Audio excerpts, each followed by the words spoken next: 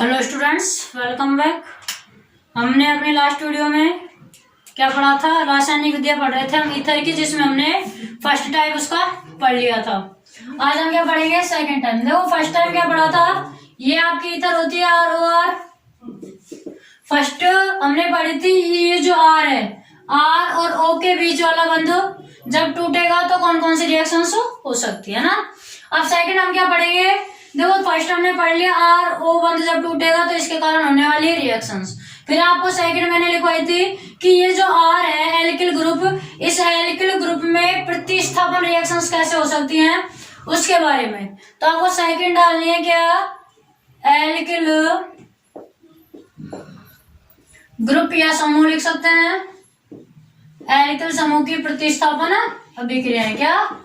प्रतिस्थापन अभिक्रिया या रिएक्शंस या प्रतिस्थापन के कारण रिएक्शन, कुछ भी आप डाल सकते हैं।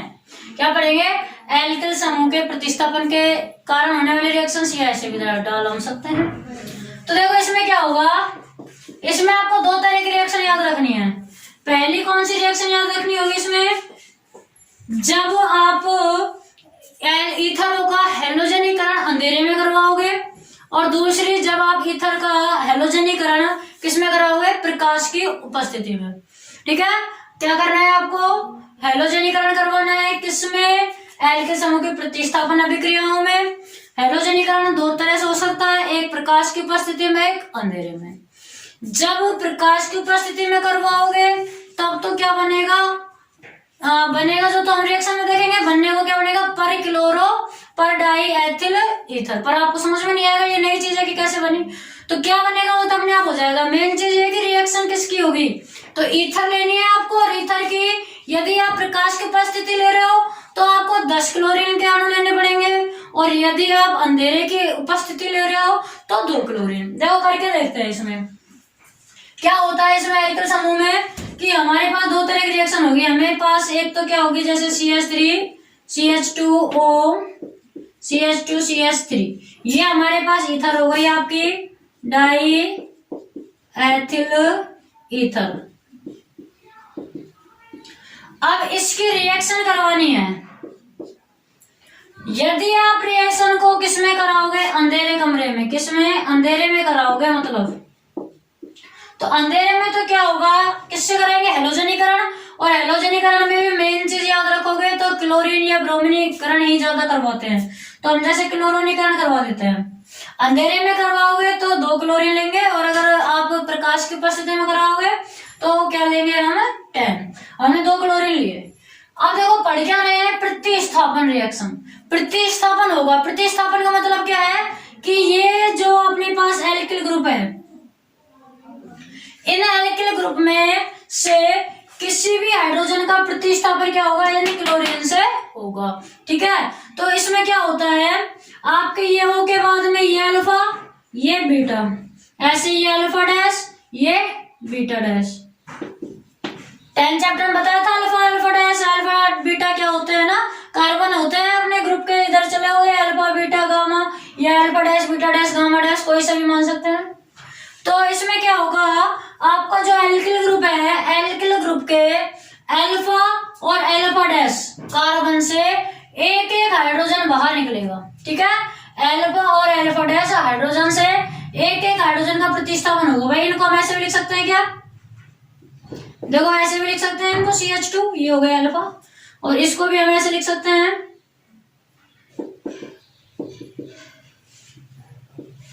लिख सकते हैं ना, ये हो गया अल्फा, ये हो गया अल्फा डैश। तो होता क्या है, ये अल्फा कार्बन से एक हाइड्रोजन बाहर निकलेगा, अल्फा डैश से भी एक हाइड्रोजन बाहर निकलेगा। कितने हाइड्रोजन बाहर निकले? 2 हाइड्रोजन बाहर निकले। बदले में प्रतिस्थापन किससे होगा? क्लोरीन से। प्रतिस्थापन किससे? क्लोरीन से। इन दोनों हाइड्रोजन की जगह क्या आ जाएगा आपका? ये क्लोरीन परमाणु उठ के आ जाएगा। तो क्या बनेगा? देखो CH3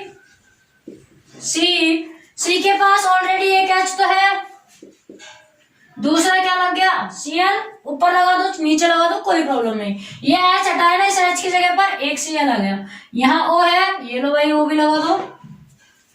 फिर ये दोनों वाला CH है, CH, और इस CH पर भी क्या है आपका? H गया, एक Cl आ जाएगा।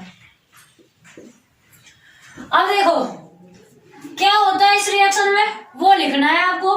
क्या होगा, डाई एथिल ईथर लेंगे या कोई भी एक ईथर लेंगे, अंधेरे में हेलोजनीकरण कराएंगे या क्लोरोनीकरण कराएंगे, तो ईथर के अल्फा और अल्फा डैश कार्बन से एक एक हाइड्रोजन का प्रतिस्थापन दोनों क्लोरीन परमाणुओं से हो जाएगा और हमें क्या प्राप्त होगा,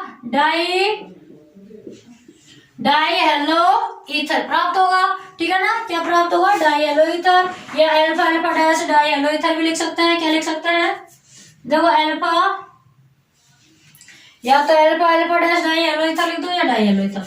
देखो डाई हेलो ईथर तो है आपका डाई हेलो ईथर। पोजीशन भी लिखना चाहो तो अल्फा और अल्फा डैश पर है, अल्फा अल्फा डैश। तो क्या नाम दोगे, alpha alpha dash di halo ether. ठीक है, अच्छा ये जरूरी नहीं है कि अल्फा इसी का नाम देंगे, इसका नहीं, आप इसको अल्फा मान सकते हो, इसको अल्फा डैश, ये आपको जरूरी नहीं है कि इधर के सारे अल्फा बीटा होंगे, है ना। तो ये आपकी हो गई।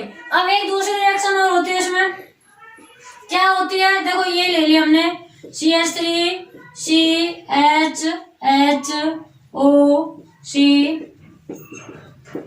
CH3 यदि हम क्या ले लें 5Cl2, तब ये रिएक्शन होगी प्रकाश की उपस्थिति में। किसमें, प्रकाश की उपस्थिति या HNO में। तब क्या होता है इसमें, ये SCl2 नहीं 5Cl2 है। इसमें क्या होगा, अंधेरे में तो सिर्फ एक एक हाइड्रोजन का प्रतिस्थापन होता है, वो भी कहां से, कौन सी एल्किल, कौन से कार्बन से, अल्फा और अल्फा डैश कार्बन से। इसमें क्या होगा, जब प्रकाश की उपस्थिति में हेलोजनीकरण होगा, तब अगर प्रकाश की उपस्थिति में हेलोजनीकरण करवाते हैं तो सारे के सारे जितने भी हाइड्रोजन हैं उन सबका प्रतिस्थापन किससे होगा, क्लोरीन से। कितने हाइड्रोजन है, 3 4 5 3 4 5 5 दूनी 10, 10 के 10 हाइड्रोजन बाहर निकलेंगे। जितने क्लोरीन जुड़ते हैं उतने ही हाइड्रोजन बाहर, और जहां जहां हाइड्रोजन है वहां क्या लग जाएगा, क्लोरीन। CCl3 CH2 की जगह Cl2 लिख दो ना, O CCl2 CCl3 यही बनेगा। जहां जहां H है वहां Cl लगा दो, यही बन जाएगा। देखो CH की जगह Cl3, CH2 था अपना, CH2 की जगह Cl2, फिर ये क्या है O फिर ये कार्बन, ये लो कार्बन, कार्बन पर 2 हाइड्रोजन है, 2 Cl2 कर दिया, यहाँ पर 3 है, लो 3 कर दो, 3 क्लोरीन। अब इसका नाम क्या होगा, जब आपके सारे हाइड्रोजन की जगह पर क्लोरीन आ गया तो इसका नाम होगा पर क्लोरो। क्या, पर क्लोरो। और बाकी वही रहेगा जो यहाँ था, क्या था यहाँ, डाई एथिल ईथर। क्या नाम है, डाई एथिल ईथर, तो यह क्या हो जाएगा, पर क्लोरो डाई एथिल ईथर। क्या नाम हो जाएगा, पर क्लोरो डाई एथिल ईथर। ठीक है, तो अब इसमें लिखना क्या है, देखो क्या लिखोगे, जब ईथर या ईथरों का हेलोजनीकरण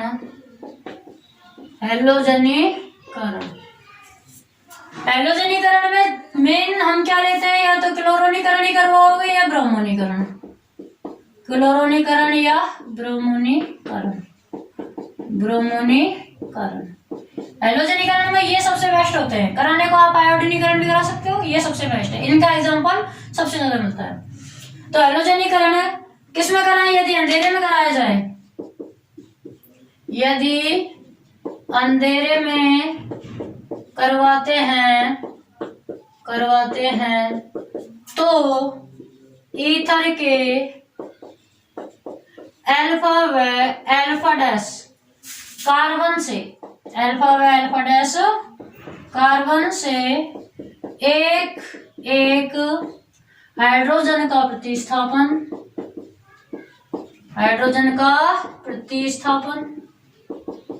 सारा कुछ समझा दिया है आपको। एक एक हाइड्रोजन का प्रतिस्थापन किससे हो रहा है, क्लोरीन के एक एक परमाणु से, क्लोरीन या एक एक हेलोजन परमाणु से हो जाता है, एक एक हेलोजन परमाणु से हो जाता है, हेलोजन परमाणु से हो जाता है। वह क्या प्राप्त होता है, alpha alpha dash di halo ether, वह alpha alpha dash di halo ether प्राप्त होता है। डाई हेलो ईथर प्राप्त होता है। जबकि में फिर क्या लिखना है कि यदि ईथर का हैलोजनीकरण प्रकाश की उपस्थिति में कराए, जबकि हैलोजनीकरण प्रकाश की उपस्थिति में कराने पर, हैलोजनीकरण प्रकाश की उपस्थिति में कराने पर, प्रकाश की उपस्थिति में कराने पर, अगर प्रकाश की उपस्थिति में कराएंगे तो क्या होगा, सारे हाइड्रोजनों का प्रतिस्थापन सारे क्लोरीन से, ईथर के सभी हाइड्रोजनों का प्रतिस्थापन हैलोजन से हो जाता है, हैलोजन परमाणुओं से हो जाता है या हैलोजन से हो जाता है, ऐसे लिख देना, हैलोजन परमाणुओं से हो जाता है तथा पर क्लोरो या हेलो डाई एल्किल ईथर प्राप्त होता है। डाई एल्किल ईथर प्राप्त होता है।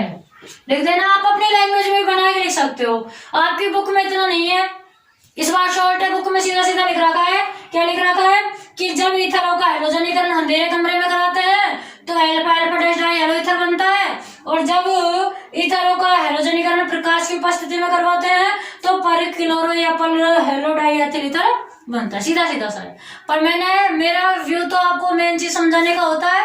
आपको अगर ऐसे अच्छा लगे जैसे मैंने लास्ट में बोला है तो ऐसे लिख लेना शॉर्ट में सीधा सीधा सा, और ना ऐसे लिख लेना कि कहां से प्रतिस्थापन हुआ है वो भी मैंने यहाँ दर्शा दिया, क्योंकि हम प्रतिस्थापन रिएक्शन पढ़ रहे हैं। ठीक है, तो ये आपका कंप्लीट हो गया। क्या सेकंड जो आपकी रिएक्शन थी एल्किल समूह की प्रतिस्थापन अभिक्रिया, 3 बताई थी मैंने, पहली फर्स्ट डे हमने कंप्लीट कर ली थी, सेकंड ये है, इतना ही है बस इसमें कंप्लीट, और थर्ड है ना आपकी, थर्ड में भी आपको 2 प्रकार से पढ़ेंगे बस। कौन सी, जब ईथर में ऑक्सीजन परमाणु पर उपस्थित लोन पेयर के कारण अभिक्रिया हो, तो लोन पेयर के कारण होने वाली अभिक्रियाओं में 2 पढ़ेंगे, एक परोक्साइड का प्रभाव, एक परोक्साइड का निर्माण और ऑक्सीनियम आयन का निर्माण। ठीक है, तो पहले आप इसको कंप्लीट कीजिए।